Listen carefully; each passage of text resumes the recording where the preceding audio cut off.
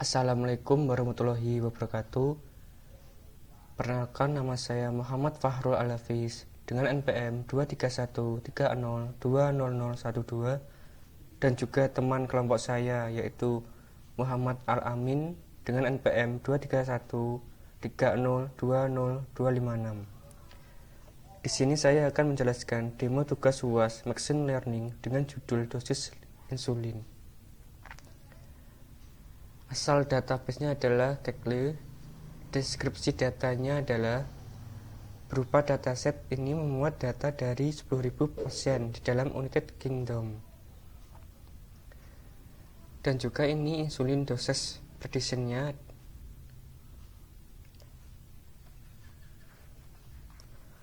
Jumlah baris data ada 1000 dan juga jumlah atribut data ada 15. Selanjutnya yaitu clustering, yaitu import pandas, yaitu pandas manipulasi dan analisis database dan juga membagi data latih dan data uji juga. Algoritmanya adalah ensemble random forest, itu mengukur akurasi model. Dan juga DEF, yaitu insulin dose prediction. Selanjutnya yaitu DEF column, yaitu menghapus data ID patient karena bersifat unik untuk menampilkan tipe data pada masing-masing atribut. Insulinnya seperti ini, jumlahnya straight 5326, up juga 3363, dan selanjutnya.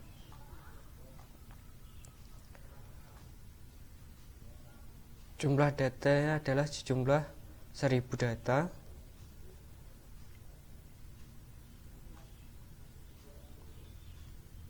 Lalu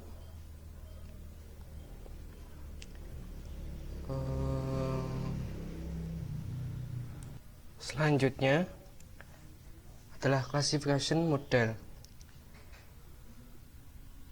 Ini adalah mengimport standar scalar digunakan untuk menormalkan data agar setiap fitur memiliki skala yang sama.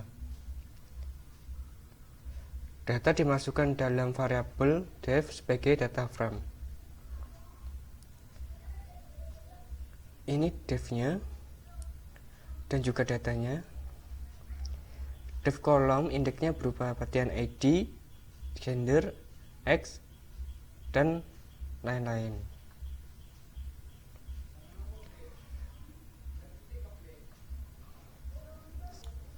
Selanjutnya codingannya seperti ini.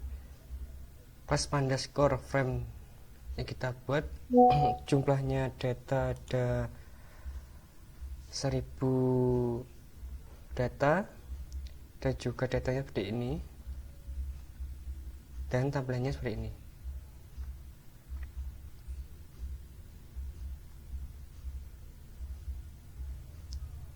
Dan hasil insulin state-nya ada 5326, up 3363 juga.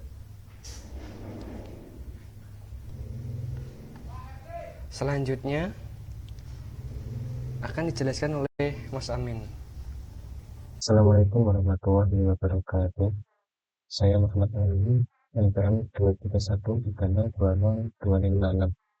Jadi saya akan mempresentasikan mengenai tugas akhir UAS mata kuliah Machine Learning. Jadi saya dengan rekan saya akan mempresentasikan mengenai proyek yang sudah dikerjakan, dimana untuk dataset yang saya ambil itu adalah dosis insulin. Dataset ini diambil dari Kaggle. Terus untuk data setnya sendiri itu termasuk data prediksi. Nah, jadi nanti saya memakai algoritma klasifikasi yaitu decision tree dan juga random forest. Kita langsung ke solveboardnya. Nah, terus yang pertama ini, di baris pertama kita melakukan import kebutuhan untuk melakukan modeling datanya. Yang pertama ini import library pandas dari Python. Kemudian from SQL ini library dari Speedrun kita mengimport test script ini untuk membagi data training dan juga testing. Kemudian di sini kita melakukan import untuk label encoder itu untuk melakukan encoder dari data kategorik menjadi numeric. Nah, kemudian selanjutnya ini kita import algoritma decision tree shifter. Kemudian selanjutnya kita mengimport untuk menghitung akurasi skor. Selanjutnya di sini kita import algoritma random refresh. Terus yang terakhir ini mengimport pickle library dari Python untuk menyimpan file dengan format pickle. Jadi menyimpan file modelnya nanti disimpan di dalam melalui pickling. Yang terus selanjutnya ini kita buat variabel df yang menyimpan data. Di sini kita panggil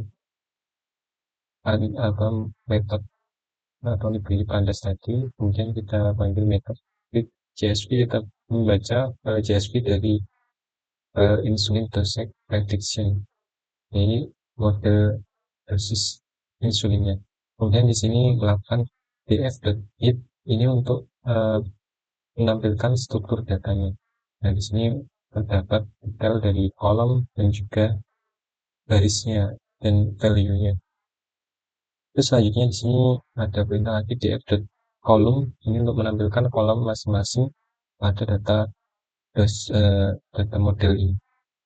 Dan di sini ada pelatihan ID, gender, age, family history, dan lain-lain.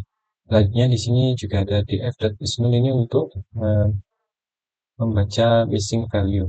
Nah, di sini ditampilkan untuk tiap kolomnya. Terus selanjutnya di sini kita melakukan drop pada pelatihan ID, data pelatihan ID, karena data tersebut unik maka tidak bisa untuk dilakukan training. Terus selanjutnya kita panggil metode info dari pandas ini untuk menampilkan data jumlah data dan juga tipe datanya. Nah, di sini karena beberapa ada yang tipenya objek, maka kita harus mengubahnya ke numerik. Jadi nanti kita menggunakan metode label encoder atau dari scikit-learn. Nah, di sini kita membuat deklarasi variabel yang berisi dictionary. Sini variabelnya LAB. Terus kemudian kita buat variabel lagi yang menampung sebuah array. Nanti array ini berisi data kategorik, kolom kategorik. Nah, di sini dari gender, family history, food intake, previous medication. Terus kemudian kita looping dimasuk dari kategori kolom tadi, terus kita encode nanti supaya berubah menjadi angka. Selanjutnya kita transform kolomnya tadi ya kolom, terus kemudian dimasukkan ke dalam dictionary. Terus di sini untuk deskripsi dari kolom tabel basis insulin, di sini menyampaikan nilai-nilai untuk ini jumlah dari gender, rata-rata, dan lain-lain.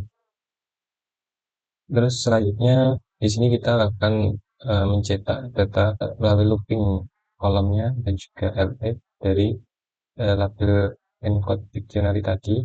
Kemudian kita print, kita kasih nilai kolom, kemudian kita lakukan looping ulang, kita ambil index dan juga kategorinya. Nah, kemudian setelah dijalankan nanti akan tampil kolom gender berubah menjadi female-nya menjadi 0, untuk male-nya menjadi 1. Jadi labelnya sudah di encode menjadi numeric.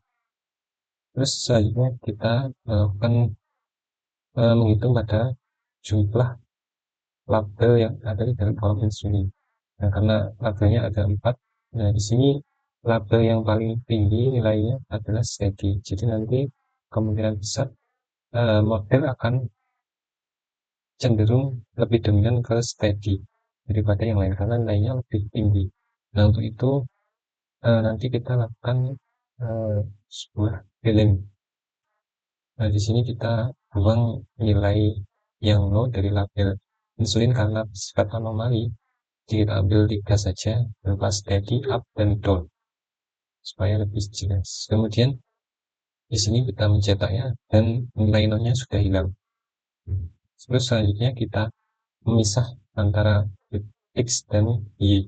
X tersebut untuk data inputnya, kalau Y sebagai label targetnya.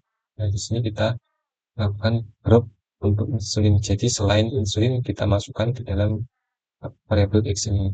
Baru yang Y ini kita ambil hanya kolom insulin aja karena nanti berperan sebagai label.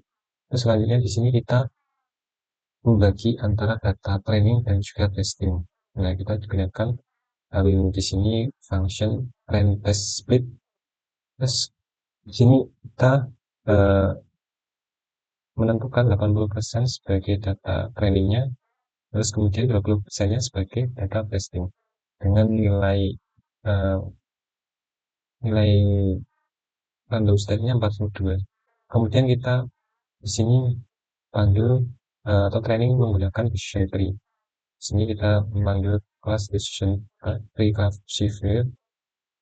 Ini random state 42, max tip ini untuk membatasi kedalamannya nilainya 10, terus kita beri daun minimal sampel daunnya 10, terus class weight-nya kita buat balance supaya menghindari imbalance ya.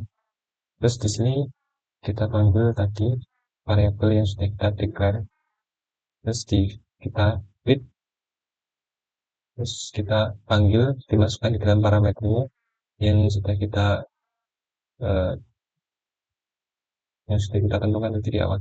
Di sini kita extend parameternya yang pertama, yang kedua y-train. Terus kita buat variabel untuk data training prediksi.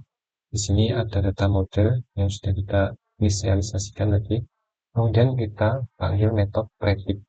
Terus kita panggil variabel x-test-nya. Kemudian kita hitung akurasinya berdasarkan y-testing dan juga data prediksi. Terus selanjutnya di sini kita menggunakan training random forest. Di sini caranya hampir sama. Kita panggil kelas random forest classifier. Kita membuat ini n estimator ini untuk jumlah pohonnya, yaitu 100 pohon. Terus random state-nya ini kita buat 42, kemudian maksimal kedalamannya 10, terus minimal daunnya 10 juga, terus class weight-nya juga sama, balance. Terus kemudian kita lakukan hal yang sama, kita fit, terus kita masukkan extrain, y-train-nya, lalu kita buat variabel untuk prediksi random forest.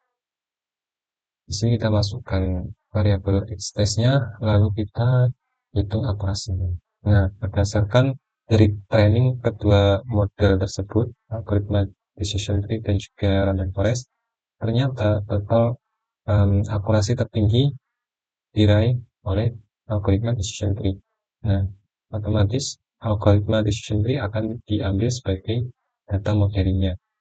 Nah, di sini kita melakukan kondisi jika ini random forest lebih dari decision tree, maka modelnya random forest. Tapi sebaliknya kita ambil decision tree. Karena ini nilai akurasinya tertinggi decision tree, maka yang kita ambil decision tree. Nah, di sini. Terus selanjutnya kita simpel modelnya ke dalam pickle. Jadi formatnya nanti berupa pickle.